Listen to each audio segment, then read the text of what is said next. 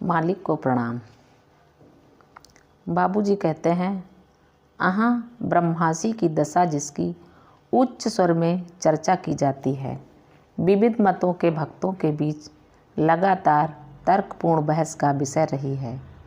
व्यवहारिक दृष्टि से इस दशा के 3 स्तर हैं, जिनका अनुभव क्रमानुसार होता है। इसकी पहली अवस्था है मैं ब्रह्म हूँ, दूसरी अवस्था है सब कुछ ब्रह्म है और तीसरी अवस्था है सब कुछ ब्रह्म से है। जहाँ पहली अवस्था का संबंध व्यष्टि से है, वही तीसरी या अंतिम अवस्था का संबंध समष्टि से है। केवल बीच वाली अवस्था का संबंध सर्व व्यापकता से है। संसार के अधिकांश प्रख्यात संत पहली अवस्था के आगे नहीं जा सके, जबकि भारतीय संतों की एक बड़ी संख्या इससे कहीं आगे गई। ये तीनों अवस्थाएं हर बिंदु पर मौजूद रहती हैं, केवल सूक्ष्मता की मात्रा का अंतर होता है। अपनी यात्रा के क्रम में हर अभ्यासी इन तीनों अवस्थाओं से गुजरता है, चाहे इसका बोध उसको हो या न हो। ईश्वर ठोसता से पूर्णता रहित हर चीज़ से शून्य और सीधा साधा है। इसीलिए उसे पाने के लिए हमें जड़ता और ठोसता से रहित होना पड़ता है। हमारे अंदर ठोसता अपने विचारों, कर्मों और परिवेशों के प्रभाव से आती है। इसीलिए हमें अपने विचारों को नियंत्रित और व्यक्तिगत मन को पूर्णता अनुशासित करना चाहिए, जिससे जमा हुआ बोझ साफ हो जाए। ऐसा करके यथासंभव हमें हल्के हो जाना चाहिए,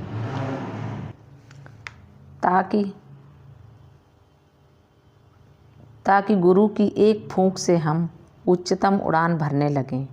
हमारे यहाँ पहले ही झटके में अभ्यासी के अंदर असलियत उड़ेल दी जाती है, जो आगे बढ़ने में बीज का काम करती है। गुरुदेव की सजग नज़र के नीचे विपरीत परिस्थितियों की सुलझा देने वाली गर्मी से अप्रभावित रहकर यह बीज विकसित होता चला जाता है। लेकिन सतत स्मरण के द्वारा, जो आध्यात्मिक प्रगति को तीव्र करने का एकमात्र साधन है, बीज को सींचते रहना हमारा काम है। लक्ष्य तक पहुंचने के लिए बिना एक ही क्षण विश्राम किए हमें तेज कदमों से आगे बढ़ते जाना चाहिए।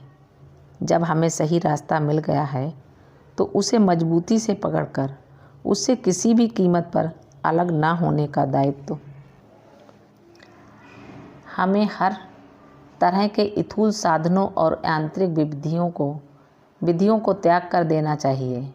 यदि हम रोज़ व रोज़ अपने को अधिकाधिक हल्का महसूस करने लगें, तो हमें निश्चित रूप में ये समझ लेना चाहिए कि जो सबसे हल्का और सूक्ष्मतम है, उसकी तरफ हम सही रूप से बढ़ते जा रहे हैं। ईश्वर के अनुग्रह के संबंध में हमें कभी निराश नहीं होना चाहिए। वह सर्वोच्च स्वामी है, उसकी मर्जी तो हर हालत में पूरी होनी ही चाहिए।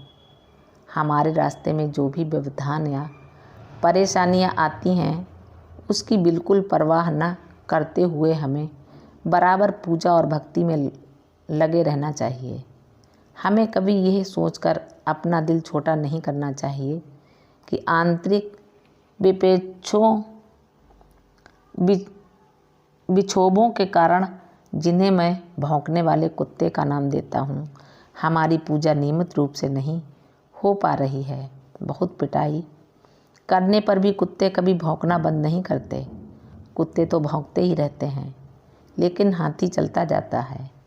यदि संभव हो तो आप कुत्तों को ऐसा प्रशिक्षण दें कि पूजा के वक्त वे भौंका करें, लेकिन इसके लिए उनकी बेकायदा आदतों को सुधारने के लिए आपको उचित उपाय करने पड़ेंगे। यदि उनका भौंकना रोकने के लिए आप शारीरिक बल का सहारा लेंगे, तो उनके आक्रामक और हिंसक हो जाने का खतरा है। इसलिए आपके लिए ये बेहतर होगा कि आप उन्हें ये दिखाइए कि उनके भौंकने से आपके ऊपर कोई असर नहीं पड़ रहा है। जब वे समझ जाएंगे कि उनके भौंकने का आपके ऊपर कोई असर नहीं पड़ रहा है तो उनका भौंकना बंद हो जाएगा। यदि आपने इस पर पहले ही ध्यान दिया होता तो वे कभी भौंकते ही नहीं। संक्षेप में हमें उन्हें इस तरह से प्रशिक्षित करना है कि उनमें अपने आप उचित संयम और अनुशासन विकसित हो। इसके लिए सरलतम उपाय ये है कि हम अपने मन को उस स्तर तक उठा लें जहाँ वे भी हमारे मन की आंतरिक अवस्था का प्रभाव ग्रहण करने लगें। यानी हमें अपने मन का आध्यात्मिक स्तर उस ऊंचाई तक उठा लेना है जहाँ पशु भी उसका प्रभाव ग्रहण करने लगें। ध्यान के लंबे अभ्यास द्वारा ये लक्ष्य हमें आसानी से प्राप्त हो जाता है। कुत्तों को भौंकने से मेरा आश्रय मन और इंद्रियों की संयमहीन क्रियाओं से है। इन्हें केवल ध्यान और सतत स्मरण से ही संयमित और अनुशासित किया जा सकता है। आनंदम। मन की दो वृत्तियाँ होती हैं, एक संसार या विविधता की ओर निर्देशित और दूसरी परम सत्ता या एकत्व की ओर निर्देशित। इनके बीच उचित तालमेल होना चाहिए।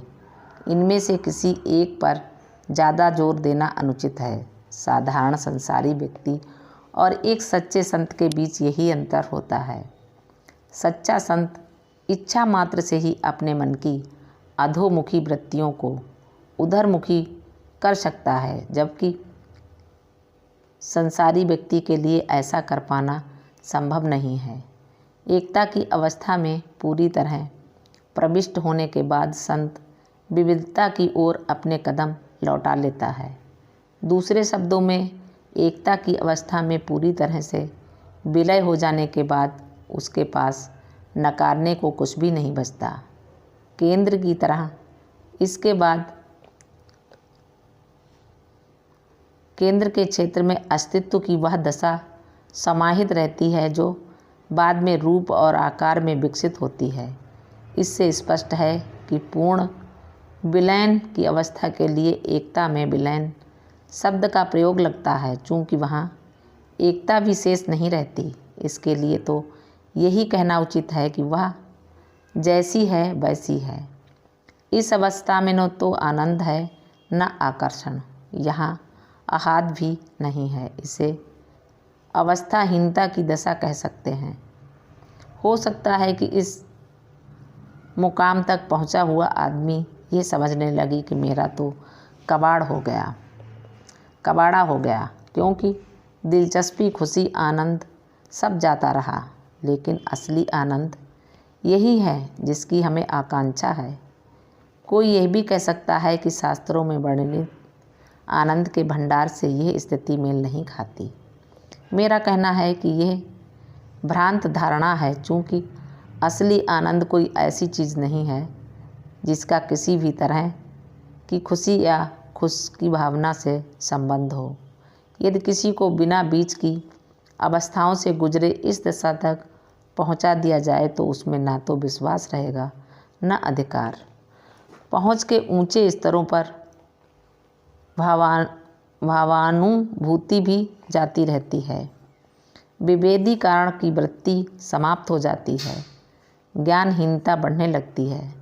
संभवतः यही कारण है कि मैं प्रारंभिक प्रशिक्षण देने में सर्वथा अयोग्य हो गया हूँ।